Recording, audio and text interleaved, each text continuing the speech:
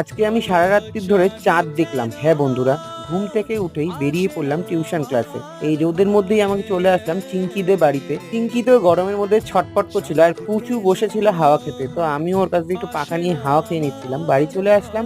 এই গরমে মা আর বাবা দুজনে মিলে রান্না করছিল আর এদিকে চাটনি বসিয়েছিল।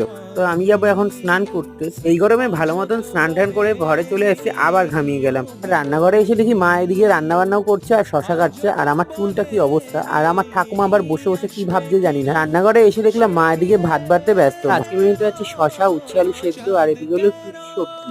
তো যাই হোক, এখন আমি খেয়ে দিয়ে আবার একটু বেরিয়ে পড়লাম টিউশন ক্লাসে। আজকে আবার বিকেলে ছিল শুভাঙ্গীদের বাড়িতে ড্রয়িং, আর তারপরে রাত্রে ছিল কাদের বাড়িতে জানো, রাত্রি 9টা বেজে গেছে। টুইঞ্জাদের বাড়িতে এসছে আজকে ক্লাস করাতে। এদিকে আমার জন্য শ্রাবণ নিয়ে আবার জল নিয়ে চলে আসলো। খুব চেষ্টা পেয়েছিল, জল খেয়ে বাড়ি চলে আসলাম। তো ঘুমানোর সময় দেখছিলাম আজকে চাঁদ, তো কি ভালো লাগছে। বাই দ্য ওয়ে, আজকে আমি চাঁদ দেখি। ভিডিওটি ভালো লাগলে অবশ্যই লাইক দিয়ে সাবস্ক্রাইব করো।